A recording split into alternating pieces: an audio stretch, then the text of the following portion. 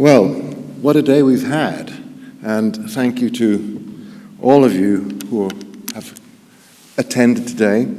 I think we started off the day with Dominic bringing us back to nature, I think, reminding us what nature has done very well and how we as stud managers and vets have only really influenced the efficacy of horse breeding probably in the last 150 years, and not necessarily to the animal's benefit. And I think the most important thing, and the take-home message from Dominic's work this morning, was get those teasers back on the studs. Tease those mares, and use your teasers effectively with a choice of teasers. Choice is a spice of life. With a choice of teasers to maximize the breeding efficiency by natural means. Charlie's taken us through the importance of being rigorous in assessing our stallions' performance in the context of the way we manage them. The importance of maintaining and collecting good data, covering data, and making the best use of it to identify problems and to try to clarify problems that might be related to true or perceived subfertility during a breeding season. The importance of also the physical examination and maintaining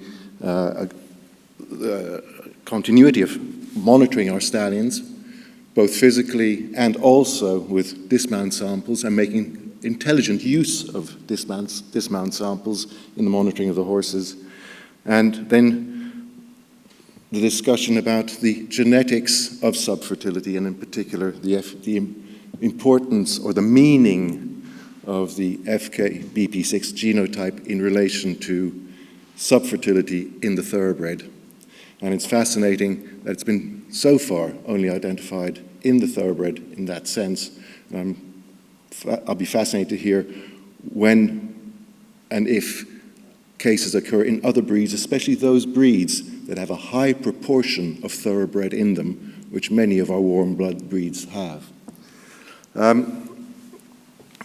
Karn has taken us through the importance of thorough clinical investigation of the broodmare, the high-risk mare, the management, and putting thought into how we manage those mares that we are left with at the end of a season in particular now as well. Guys, we're at the end of the breeding season. It's Royal Ascot next week, and the breeding season's over. So, sorry. No, now's the time to go and look at those mares that have not conceived and really investigate them and try to set them up for the next breeding season. Mandy, I think your work is absolutely fascinating, and I've really enjoyed listening to you again and seeing what a long-term project, how it bears fruit over time. And I think I must congratulate you and your team for coming back to us, the guys who've been here collecting samples, but far more importantly, to the studs that have been contributing the samples over the years to try to get a better explanation for early fetal loss. And when I came to Newmarket a few years ago, I remember Sydney was already at that time very much involved in looking into early fetal loss with Kirsten Darenius in Sweden, and he'd set up a project then, and I think Kirsten had huge problems trying to finish off that project, because the moment she started intensively following mares with a history of early fetal loss, good care and attention meant that they happily produced foals from therein after.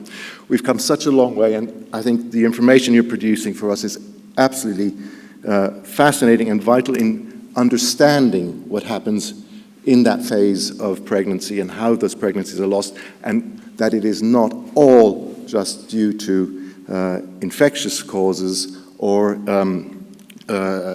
infectious causes, be they through transmissible disease or just plain straightforward individual infections. Also, your work on the umbilical cord is a continuum of what Sydney has been doing for years as well, and the foundations have certainly been laid by a lot of what Sydney's work and Catherine Whitwell's work, and it's fascinating to now be getting to dissecting that syndrome that we see here in Europe or here in the UK more frequently than other parts of the world. And I think, as Andrew pointed out, well, I think there's a lot more to come in how to possibly manage, identify and then manage the mares in the future. And as Charlie said earlier on, or quoted earlier on today, in the end, it's all genetics. So whichever way we come at it, all these disease entities, there is that fascinating field of genomics, epigenetics, and so forth to follow on with, to try to get explanations of the conditions that we're seeing and dealing with on the farms on a day-to-day basis. That's enough of me of waffling on. You've had a fantastic audience and you've also had a lot of patience, and thank you so much for coming. But before I close, I would like to do two things. First of all, Camilla has got something there at her feet, and could I please ask each of the speakers to please come forward, come down here again one more time. And Camilla has got a little souvenir and for you, and as a small gratitude of our thanks for traveling across the Atlantic or across the Channel to come, or up from London, to come and speak to us today. It has been wonderful to be able, in a situation where we're meeting face to face again. We're zoomed out, I think, and it's wonderful to be back here together. And just as a small token of our appreciation, a little present, a memento to take home with you, which shouldn't weigh down your luggage too much. And on behalf of you all, could I please ask you to offer our speakers, our excellent speakers, a round of applause and thanks for their contributions today.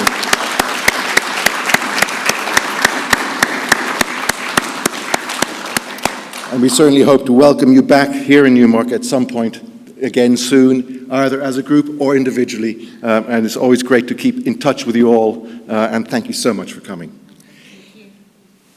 Could I also thank and ask you to give a good round of applause to Camilla for putting together this program, and Rachel, who's been in the background, keeping the wheels on the wagon and keeping the taxis rolling. And thank you so much to both of you for putting together a great meeting today and putting together this wonderful program.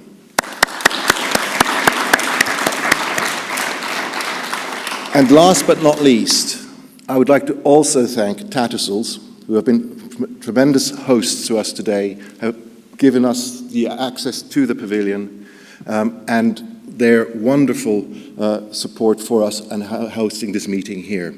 And one final thanks, and that's to the team, the audiovisual team, who have kept the show on the road today and have recorded everything that's been said and done today. And you will be able to see and revisit this meeting on the Beaufort Cottage Educational Trust website in a few weeks' time. It's up, no pressure, guys. And it will be uploaded onto our website for you to revisit, as have all the previous meetings as well. And in closing, final closing thanks to Sarah Whitney and the Gerald Lee Trust for the wonderful support that you have given us and continue to give us to be able to put on this type of meeting. And so I look forward to seeing you again all under a different topic next year, here or possibly back down at the museum. And safe home, and thank you very much for coming.